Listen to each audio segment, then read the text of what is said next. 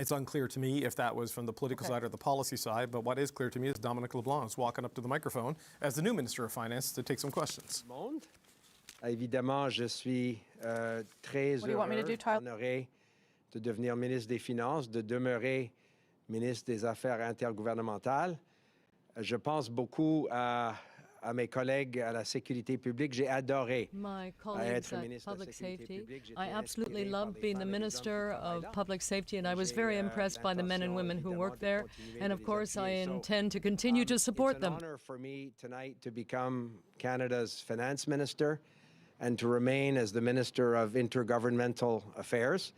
I look forward to working with Canada's premiers as I have for the last number of years on some important challenges facing the country.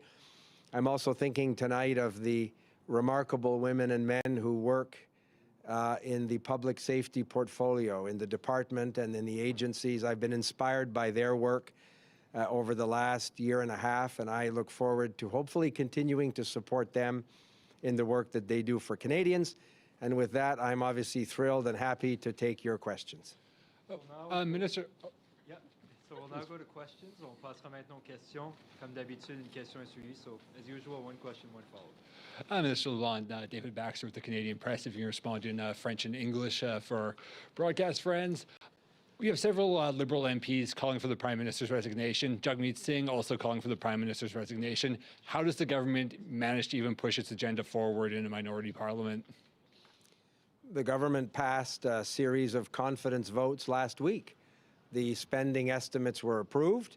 The government continues to focus on the work that Canadians want us to focus on. I had today interesting conversations with officials in the incoming administration in the United States on border security. My conversation with the Prime Minister today was entirely focused on the work that we want to do to support Canadians around affordability, obviously the threat of tariffs coming from an incoming administration and what we need to do to protect the Canadian economy. Alors moi, je suis tout à fait confiant. So I'm very confident that we can continue to do the necessary work. And last week, our government received the support of the House of Commons on several confidence motions, and we are aware of the work ahead of us. Obviously, affordability issues are a priority for the government, and I, as Minister of Finance, will be certainly focused on that. We also have work to do with the U.S. administration. I remain Minister of Intergovernmental Affairs, and of course I intend to work with the premiers. They are essential allies for us in terms of the potential threat of a 25% tariff on our goods. So this is work I will continue to do. Trying to work with the Americans going forward, seeing Chrystia Freeland, who stick-handled so much of it in the last Trump presidency, no longer being a part of cabinet, and we know Trump, he goes after weakness. Do you think he sees this as a weak moment in the Trudeau government? I certainly don't propose to speak for President Trump or his administration.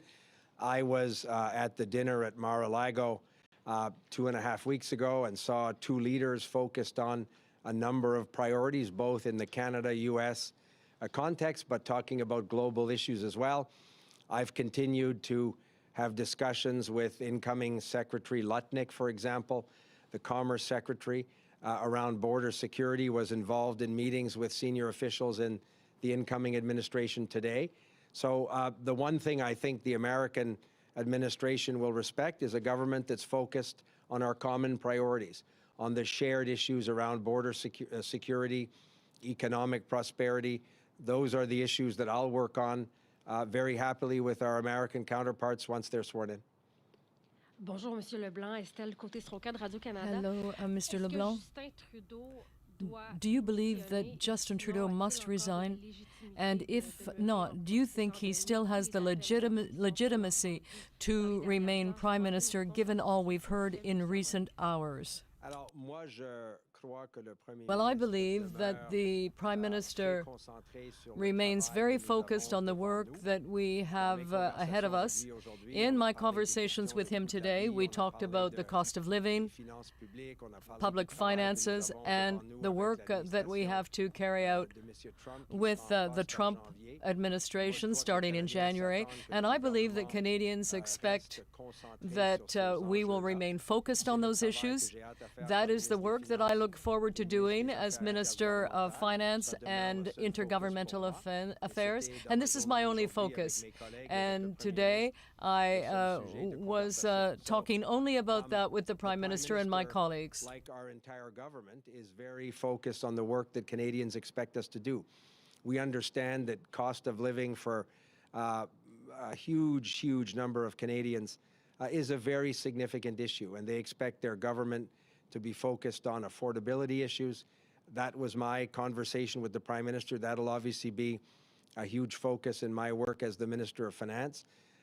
We need to also be extremely focused on the challenges that the incoming American administration will pose with respect to the potential imposition of tariffs. I have been doing a lot of work on border security issues over the last number of weeks. I saw two leaders focused on these issues at Mar-a-Lago when we were there 2.5 weeks ago. So I intend to continue to do the work that I have, and I think I have a pretty busy set of issues in front of me, and I'm excited about it. Lorsque vous êtes allé à Mar-a-Lago, est-ce que vous saviez When que you M. went to Trudeau Mar-a-Lago, voyait aux finances? did you know that she would be sent to finance by Prime Minister Trudeau? No, of course not. When we were in the plane and when we came back the next day, we talked about our conversation with President Trump and the work that I would have to do as the Minister of Public Safety. We talked about border security. I've been asked to take on the chairmanship of the U.S.-Canada Relationship Committee. Minister, and were you the first pick, or did you have to step up because no one else wanted the job? That wasn't the conversation I had with the Prime Minister. You'd have to talk to the Prime Minister about those issues. I spoke to him this afternoon. He asked me to assume this responsibility and to remain the Intergovernmental Affairs Minister, to assume the chair's role of the Canada-U.S. Cabinet Committee, and to remain very focused on border security. So that was my conversation with him, and it's an enormous privilege. It's an enormous privilege to serve as the Finance Minister, and it's something that I will pour my heart and soul into for as long as I have the job. And as Finance Minister, what will be your number one priority dealing with the new U.S. administration, cost of living, the $61 billion deficit? I think the number one priority for the government has to remain the cost of living challenges that Canadian families are facing. Canadian families and Canadians across the country are feeling the pressure of the cost of living increases. They want the government to remain focused on those issues. That will be a huge focus for me as the Minister of Finance. They also expect the government to manage the public finances and taxpayers' money in an effective way. They want the expenditure of public money to be focused on what achieves results for them. So that's a job that I look forward to doing as Minister of Finance.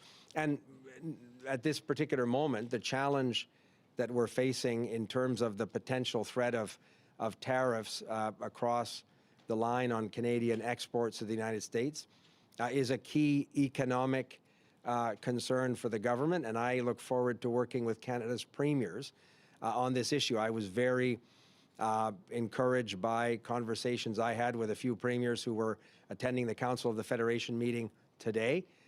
Premier Ford, as chair of the Council of the Federation, will be a great ally for Canada, and for me, it's been a privilege to work with him in the past. But I look forward to using the very effective advocacy that premiers like Doug Ford, Premier Smith, attending conferences with American governors. These are all great assets for Canadians as we try and work together to convince the American administration that this isn't the right way to proceed. La priorité demeure pour moi. The priority for me remains cost of living issues. Canadians and all of us are aware of the circumstances that we've seen in recent months in terms of financial pressures, and the federal government must remain focused on those issues. So that will certainly be my priority as Minister of Finance. But of course, Canadians also expect the government to spend taxpayers' money responsibly. And again, after assessing the benefits for Canadians and looking at public finances, I will be moving forward in my job. Minister Laura Osman, the logic. You're now chair of the U.S.-Canada Committee. You're the Intergovernmental Affairs Minister. You're in charge of the border. You're in charge of all of public safety. You are also in charge now of the entire finance department. How do you propose to give all of these crucial files your full attention at such a critical time for Canada, especially facing these trade threats? So I guess I'll start early in the morning and work late at night, and probably won't take a lot of weekends off. It's an exciting time to have those responsibilities. I don't diminish for a minute the work that's before our government. The good news is I have colleagues and officials that will support me. I'm confident that Canadians will see a government focused on their priorities. And as I said, it's the cost of living challenges they're facing, and the relationship with the United States is obviously a huge focus. I remember Mr. Mulroney, the late Right Honourable Brian Mulroney, telling us that the management of that relationship was critical for the economic success of our country. He was an example of how to do that well. So I thought about him today and over the last number of weeks when I was developing, I hope, constructive relationships with incoming secretaries and officials in President Trump's administration, and do the work that will benefit Canadians. Chrystia Freeland had some very pointed criticisms for the way this government is handling its finances, including calling, presumably the GST holiday a political gimmick, and suggesting the government's being irresponsible with Canadians' funds and not keeping its powder dry ahead of this fight with Donald Trump. How are you going to approach things differently, and what do you make of her criticisms? Chrystia Freeland is somebody that I have worked with for well over a decade. She's somebody that I admire as a colleague, that I appreciate as a friend. She has accomplished a great deal for our government as Foreign Affairs Minister, as International Trade Minister, as Intergovernmental Affairs Minister, and most recently as Finance Minister. She has a proud record of delivering for Canadians programs as important as a national child care program, the Canadian dental benefit. So I'm proud of her record as Minister of Finance. She's contributed to the public policy life of our country in an exemplary way.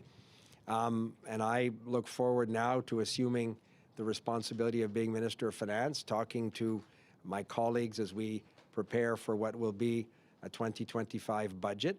And I have a lot of confidence in the decisions our government, our cabinet has made, but will obviously do my job as Minister of Finance over the coming months. Do you disagree with her? En français, Chrystia Freeland est une amie. Chrystia Freeland is a friend and has been for more than 10 years now. We sat together in the opposition when we were 30 members in the Liberal opposition, and we became friends with colleagues. And as I say, she is a friend. I have a great deal of respect for her. She has come to New Brunswick. I've been to her home in Toronto. So this is someone that I admire and respect, and she's done a lot of wonderful work for the government, not only as Minister of Finance. I'm thinking, for example, of the child care program, the dental care program, but when she was the Minister of Foreign Affairs or Minister of International Trade at the beginning of our government, she accomplished a great many things. My responsibility now is to prepare a budget for 2025, and I look forward to working with my colleagues within Cabinet and the caucus We are in a minority parliament that passed budget estimates last week, but in preparing for a budget, I certainly intend to work with the friends that I have in other political parties as well. Thank you.